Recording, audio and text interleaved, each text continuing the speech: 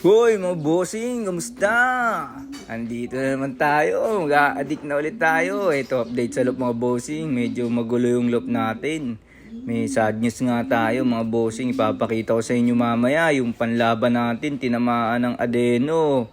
May adenovirus nga dito sa loop ngayon mga bossing. Sana hindi nga mahawa yung ibang mga breeder, tsaka yung ibang mga breed natin pang south. Ito, tingnan nyo yung loop. Bali, lilinisan natin to. General cleaning tayo mamaya, mga bossing. Yan yung mga basara natin. Tsaka si turbo. So, ayan nga. Medyo madumi nga yung loop. Tsaka kailangan talagang i-sonrox kasi nga may virus para mabawasan yung pagkalat ng virus, mga bossing. Ipapakita ko sa inyo yung ibon mamaya na pinakal ko nga, mga bossing. Nakikitaan ko na kasi mga boss ng nang iikot yung ulo, tsaka wag tayo manghinayang sa ganun mga bossing kahit maganda pa yung bloodline. Talagang ipakal nyo agad para hindi hindi ba kumalat yung virus. Ayan, linis na nga, simulan ko yan mga bossing, update ko kayo mamaya. Talagang kukuskusin natin tong buong loop, pati breederan, tali yung mga widow woodbox mga bossing, lilinisin natin maigi yan. So isosonrox natin, sasabunin natin pati yung patukaan, kainan mga bossing. So mahirap nga kalaban yung adeno mga bossing. So uubusin talaga yung ibon mo. So update ulit ako mga bossing.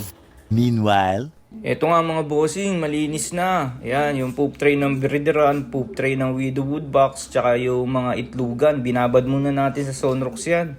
Pati yung poop tray dun sa sa loop natin, racing loop natin mga bossing. So yan nga, binabad natin sa sonrox tsaka sa sabon. Dinuha na yan. Pati yung patukaan, binabad na rin natin yung aluminum. So yan nga mga bossing, pinagbabaklas ko nga lahat nung sahig nung widow woodbox kasi yan. Diyan nakatira yung yung naadeno, yung pinakal ko nga, yung panlaban natin ngayong norte. Sayang nga mga bossing. Anak pa naman ni Belis yun mga bossing. So ayan, mamaya lilinisan din natin yung kabilang side. So ito nga yung mga breederan mga bossing. Yung mga kahoy niya, sinabong ko din yun. Ito naman ipapakita ko sa inyo mga bossing. Parang tinamaan din to, nagbabasa din yung niya, yung poop niya. So yung droppings nga niya. So update ulit ako sa inyo mga bossing. So ito na nga mga boss, tapos na tayong maglinis. So ayan, pati yung mga patukaan na plastic, paso na maliit, yung paso na itlugan, nilinisan natin maigi mga bossing. So yan na nga yung mga breeder nagpapaaraw na. So binasa ko nga din yung mga yan, kasama na sa linis kasi yung loob ng ng mga double cage, kinuskus ko rin yung sahig niyan mga bossing ng sonrox tsaka ng sabon.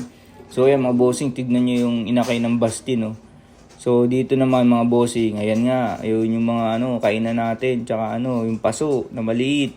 Pinapaarawan na natin para matuyo na sila. So ito nga yung isa, yung inoobserbahan nga kung tinamaan. So dito naman tayo sa loob mga bossing. So ayan mga bossing, tingnan nyo, malinis na yan. So sana nga mawala na yung virus kasi nakakatakot talaga, uubusin talaga yung ibon natin yan. So may gamot naman na tayo ngayon, tsaka umorder tayo ng pambakuna. Ayan na nga mga bossing, si Bella, ayan, kinulong ko muna, ayan dyan. Pumundo kasi yung mga dumi dyan, kasi dyan sila nagsisisiw. So ito naman yung mga sahig ng widow woodbox mga bossing, tignan nyo, malinis na, kunuskus rin natin. So ayan nga, mukhang hihinto na sana yung suminto na sana yung adeno dito sa loop natin mga bossing. So ang hirap nga mag-ibon mga bossing, talagang napakahirap, talagang pag tinamaan ng virus yung loop mo, wala kang magagawa. So hindi ko alam kung ilang ibon yung mamatay dito ngayon sa loop. Sana nga yun na yung last. Kasi ginagamot naman natin, pinaprevention na natin mga bossing. Kahit nagpe-prevention tayo mga bossing, tinamaan pa rin tayo. So may improvement nga tayo na gagawin sa loop mga bossing. Bali haharangan ko yan, dodoblein ko yung screen ng racing loop para hindi nakakapasok yung mga maya. Kasi sa tingin ko doon din lang nakuha niyan kasi laging may ipot ng maya yung mga inuman, mga bossing sa nginginain doon. Ito mga bossing, tignan nyo yung tututubi natin. So dito naman mga bossing, ayan na nga, nailagay ko na ulit yung yung mga poop tray, naibalik ko na rin yung mga poop tray sa breederan. Bali, kompleto na nga yan mga bossing. So ayan na nga, malinis na ulit yung loop natin. So obserbahan na ulit natin babantayan natin yung mga droppings nila.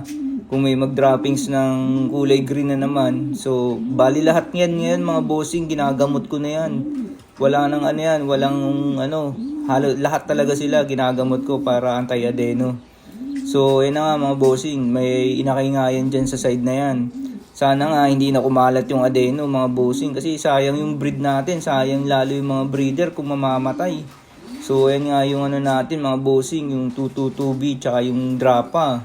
So, ito naman, Bastin yan. Tapos yan, si Belize, tsaka si Bogota, mga bossing, mga Bastra.